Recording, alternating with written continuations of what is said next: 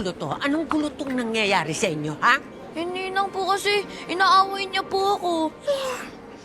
Ikaw talaga ninyo, ha? Takaw gulo ka! Huwag kayong mag-alala, huwag kayong mag-alala. Kakausapin ko siya. Sigurado, gagawa ng paraan yun para sa atin. Paano gagawa ng paraan?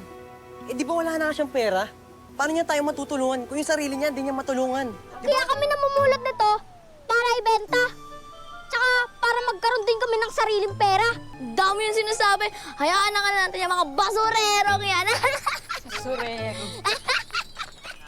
Ang mga pagkain po nilalapag dito ay sinasalo-salo po ng lahat, hindi nang iisang tao lang po. Eh, kung gusto kong ibigay sa taong gusto ko, ha? Wala kayong pakailan. Madulas ha, mag-iingat ka, Sir Victor. Oh, wait lang. Sir Victor. Pupunta pa dito, di pala marunong.